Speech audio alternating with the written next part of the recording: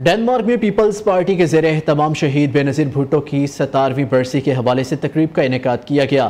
اس موقع پر سابقہ پارلیمنٹرین ملک Sikandar, chairman community forum راجہ غفور افضل، چودھری عمران محبوب سمیت مختلف سیاسی و مذہبی شخصیات نے شرکت کی۔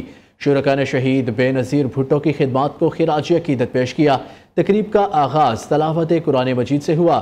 ارشد تارڑ نے خوبصورت انداز میں عقیدت کے پھول نشاور کیے۔ اسٹیٹ سیکرٹری کے فرائض پیپلز پارٹی کے صدر مجیب الرحمان قریشی نے احسن طریقے سے انجام دیے۔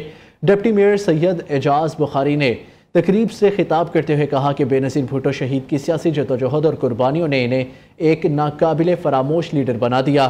ان کی قیادت نے نہ صرف پاکستان بلکہ دنیا بھر میں خواتین کی سیاسی شمولیت کے لیے راہیں ہموار کی۔ صحافی عمران صدیقی نے کہا، محترمہ بے نظیر بھٹو بلا شبہ ایک عظیم سیاسی رہنما تھی۔ ایسے لیڈر صدیوں بعد پیدا ہوتے ہیں۔ تقریب کے اختتام پر شہید بے نظیر بھٹو کی مغفرت اور درجات کی بلندی کے لیے اجتماعی دعا کی گئی۔